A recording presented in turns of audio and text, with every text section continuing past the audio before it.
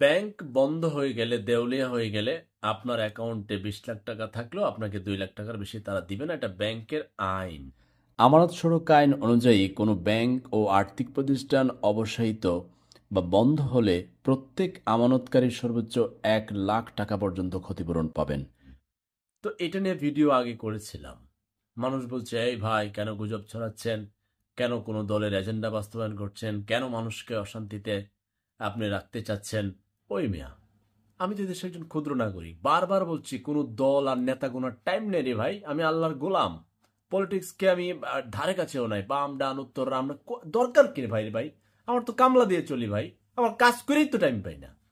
তারপর রিপোর্ট দেয় আপনাদের যে ব্যাংকের আইনটা, আমি এটা একেবারে জনবিরোধী আইন। আচ্ছা, তাহলে এবার পত্রিকার মারফত থেকে আপনাকে একটু শোনাই। আপনি কালের কণ্ঠের প্রতিবেদনটা একটু দয়া করে মনোযোগ দিয়ে শোনেন, তারপরে কমেন্ট করেন। আমি কালের কণ্ঠ থেকে পড়ছি। আমানত সূচক আইন অনুযায়ী কোনো ব্যাংক ও আর্থিক প্রতিষ্ঠান অবসায়িত বা বন্ধ হলে প্রত্যেক আমানতকারী সর্বোচ্চ 1 লাখ টাকা পর্যন্ত ক্ষতিপূরণ পাবেন। তবে অন্তর্বর্তী সরকারের নিয়োগ করা governor doctor Ahsan H Mansur ঘোষণা দিয়েছেন যে আমানত বীমা তহবিল থেকে ফেরতের পরিমাণ বাড়িয়ে দ্বিগুণ করা হচ্ছে। কোনো ব্যাংক দেউলিয়া হলে এ তহবিল থেকে সর্বোচ্চ 2 লাখ টাকা ফেরত পাবেন। এর মাধ্যমে প্রায় 95% আমানতকারীর আমানত সম্পূর্ণরূপে নিরাপদ করা হয়েছে। পৃথিবীর কোনো দেশেই শতভাগ আমানতকারীর টাকার গ্যারান্টি দিতে পারে না, আমরাও পারব না। কোনো ব্যাংক দেউলিয়া হলে ছোট আমানতকারীরা সঙ্গে সঙ্গে টাকা ফেরত পাবেন। তার মানে 2 লাখ টাকার উপরে যারা আছে তারা শিশি খায় ঘুমাইব। হ্যাঁ, বাংলাদেশ ব্যাংকের সর্বশেষ প্রতিবেদন অনুযায়ী দেশে বর্তমানে আমানতকারী অ্যাকাউন্টের সংখ্যা 15,71,227টি। এর মধ্যে 2 লাখ বা তার নিচে অর্থ আছে 14,71,33,733টিতে।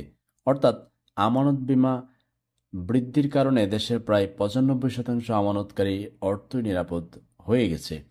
কোনো ব্যাংক দেউলিয়া হলে 2 লাখ টাকার বেশি থাকা অ্যাকাউন্টের মালিকরা বিপদে পড়বেন। এক্ষেত্রে তাদের দেওয়া হবে মাত্র 2 লাখ টাকা। তার মানে 2 লাখ টাকার উপরে যারা আছেন তারা হিসাব মিলান কি করবেন।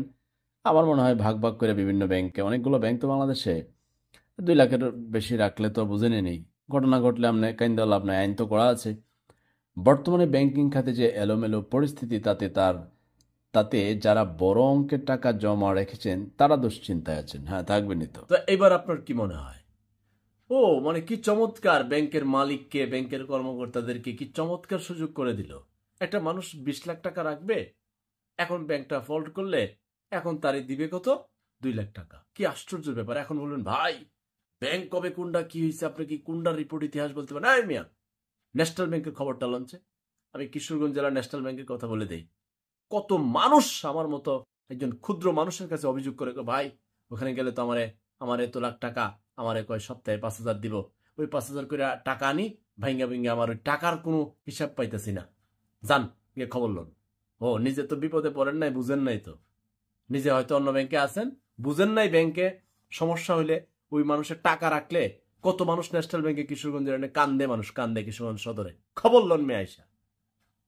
না জেনে কথা বলি আমি তো। এখন আবার ওই আইন এটা আগে করছিল, ও এই সরকার যদি রাখে তো জনগণের তো উচিত কি, যদি তার আপনার 20 লাখ টাকা থাকে তাহলে 10টা ব্যাংকে রাখবেন, নাহলে অন্য চিন্তা করবেন। নাহলে তারা কই দিছে, আপনি তো কিছু মামলা করতে পারবেন না।